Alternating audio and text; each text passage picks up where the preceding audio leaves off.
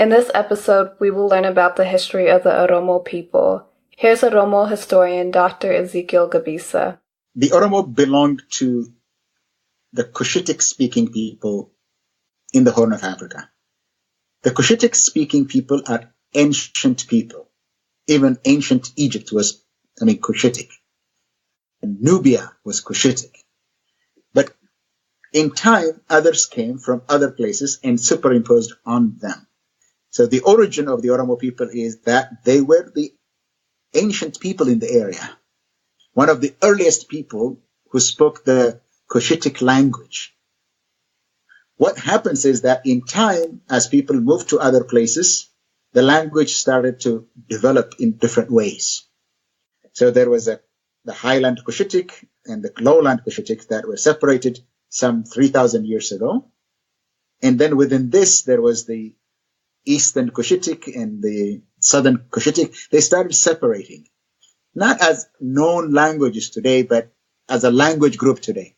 The latest one within the Oromo occurred when the Konzo people today in southern Ethiopia and the Oromo people in much of the central Ethiopia started to separate, speaking different languages, sometime around 1000 BC, before Christ, that is, some 2,000 years ago.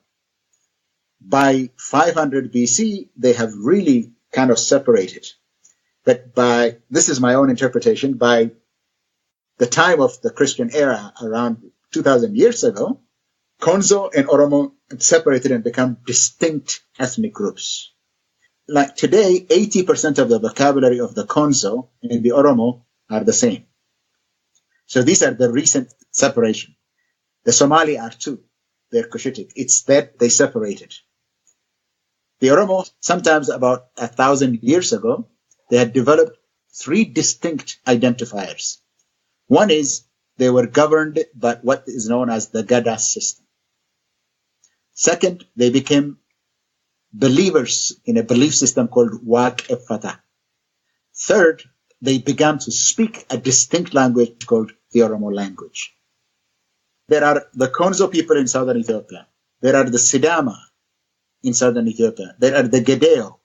There are the Kambata. Their languages seem to share a lot of vocabularies.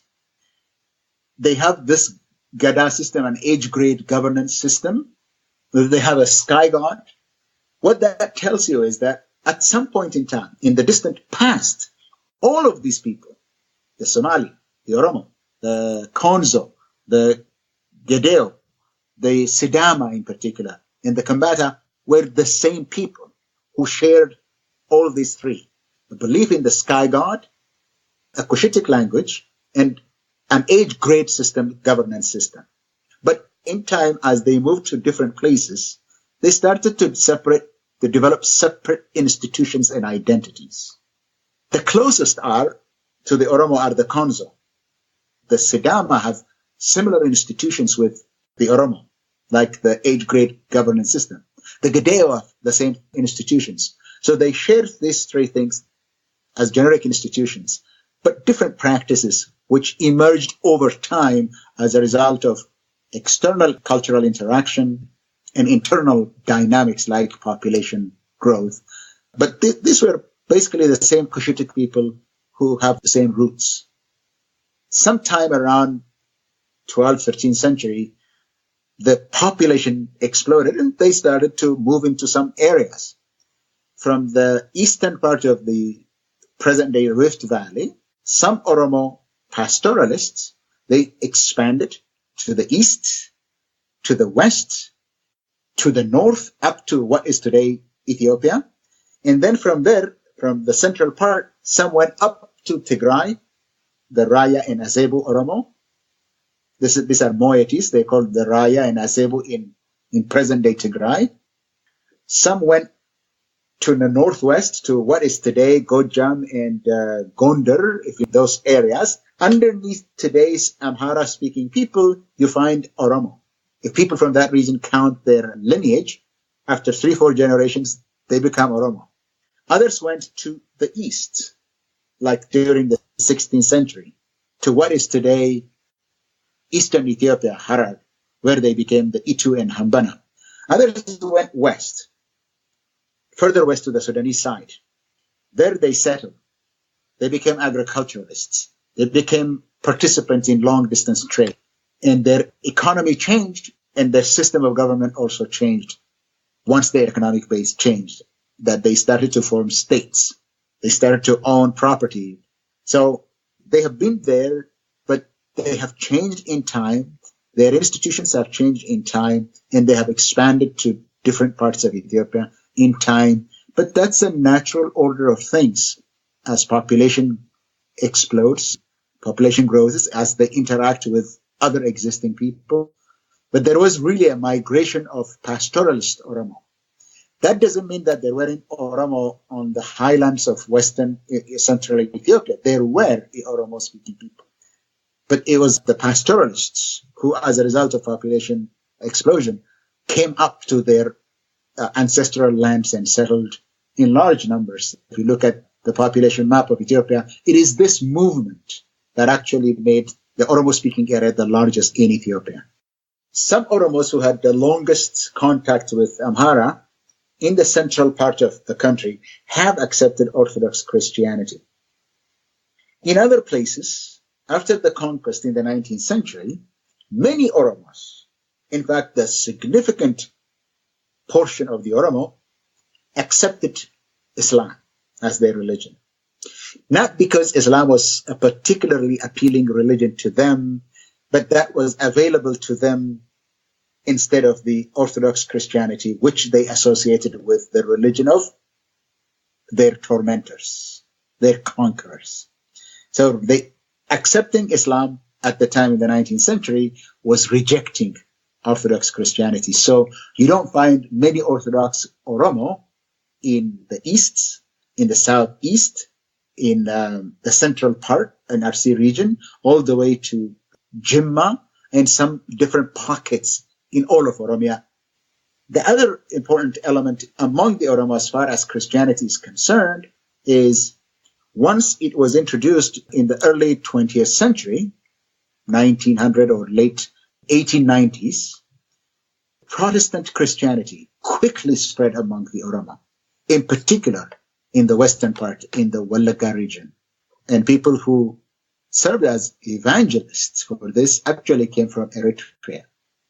Because these are Oromo slaves who were sold many times, and they met Swedish missionaries in Eritrea.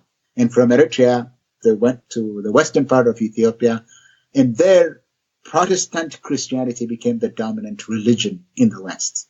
So, yes, there are Orthodox in certain parts of Ethiopia, in pockets of Orthodox Christianity, which expanded under the imperial government by force, by the way. But majority are Muslim, and a significant number of Protestants. But there are Orthodox Christians among the Oromo as well.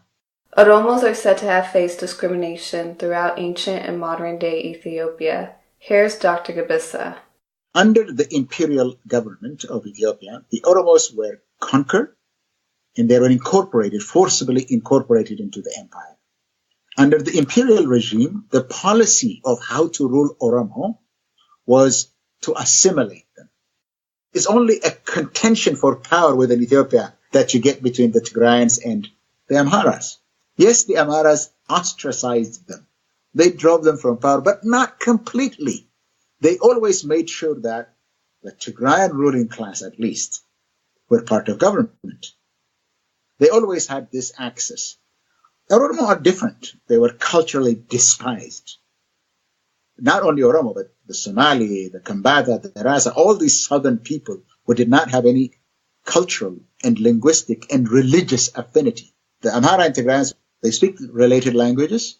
They are from the same area. They are mostly Orthodox Christians. Oromos are either Muslim or traditional religious worshippers of the Waqifana, their Oromo religion.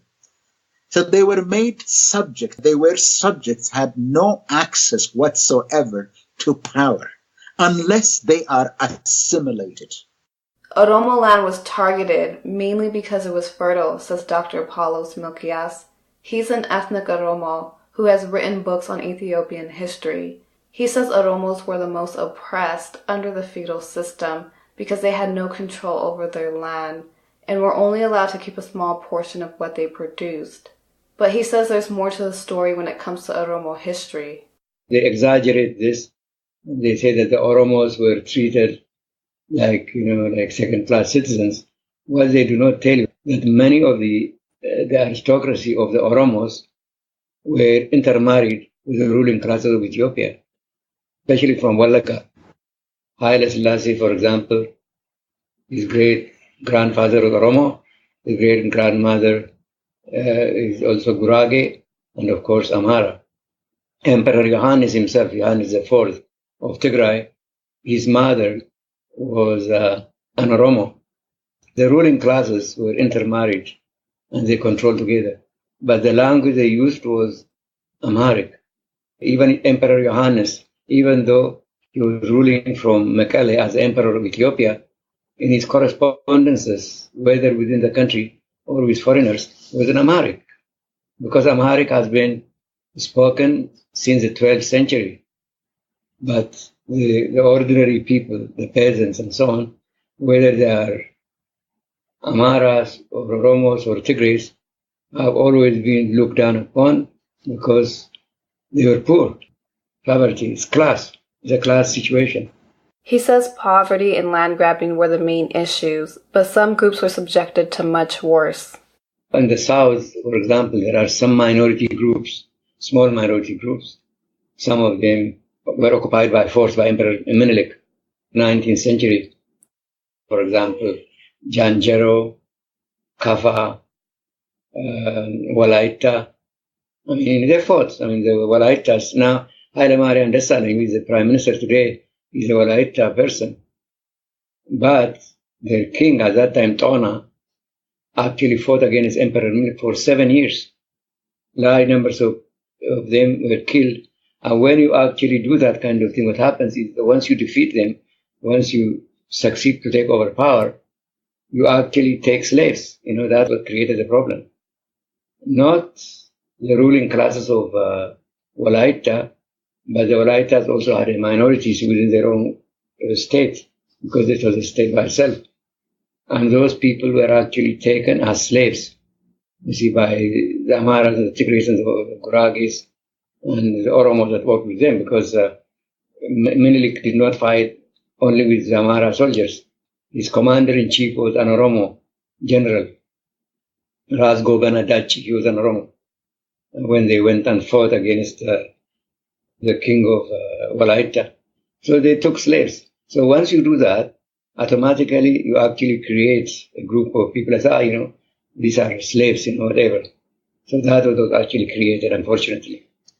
And so because of the fact that many of the people that they actually captured and brought as slaves to the highlands happened to be darker, that stigma actually held on.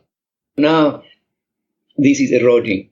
It's a good thing because the EPRDF, the present government, is trying to get rid of that as much as possible. They have appointed some of these people to higher positions that you wouldn't see during the time of the Derg or prior to the Derg. And there's something else worth mentioning, he says. Habesha actually refers to highland Ethiopians. It actually includes Tigris, Amharas, Oromos. And then you see by extension also, of course, it would include the Somalis, it would include the Walaitas, Kafas, and so on and so forth. Abyssinia actually comes from Habesha. So the Oromos, for some reason, the Oromo nationalists, that is, associate Abyssinia with Amharas and Tigris. But it is not right. Like, for example, when James Bruce came to Ethiopia in 1775, around that period. James Bruce was a Scottish explorer who traced the origin of the Blue Nile to Lake Tana in Ethiopia. A journey to Abyssinia, that's what he says. But where was he? He was in Gondar, and he had to pass through Wallo. Wallo is Oromo. And a large part of the areas at that time. So Wallo, Tigray, the Amhara area, and all the Oromo areas, like in the Shah, for example, all of those areas at that time were called Abyssinia. If you read his book, he actually said when he arrived in Gondar, Gondar is like the center of Amhara area. And yet the people who were ruling the country were Oromos. This is the Galas in control of the country. So it is wrong for them to say that. What are they going to say about the Oromos that were part of the invading army of Emperor Menelik? Ras Gobernadachi, who was an Oromo. He was the commander-in-chief of Menelik's army. He was the one who actually went and invaded Walaita, who invaded Kaffa, who actually took over all that area in the south. If he's an Oromo, then he's not an Abasha, he's Abasha. But Dr. Milkias admits that many Oromos would disagree with his views on these issues. I think I'm different from many others in that I approach things objectively as possible. I'm an Oromo. I've never supported the Oromo nationalist idea that suggests separation, independence of Oromia. No, I said never. I don't support that. It's not good for Oromos. It's not good for the rest of the Ethiopians. We are the same people. Yes, I know that there are lots of coffee and gold and so on that comes from Oromia, but so what? The others are also Ethiopians. Their contribution to the country's history, their contribution in the Battle of Adwa, right? Or the contribution in pretty much everything great about Ethiopia is huge. That's Dr. Yohannes Gedamu. So what the narrow nationalists do is basically taking these huge credits that the Oromos deserve away from them. These narrow nationalists would be like maybe a minority in ideas, right? Happen to be very vocal. And they can take everybody alongside with them. And that creates a huge problem.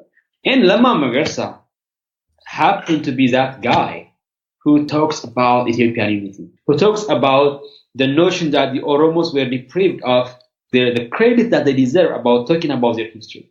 There are so many Oromo generals who defeated the Italians, right, who kept Ethiopia independent and so on. But the Oromos don't even have a stage for them.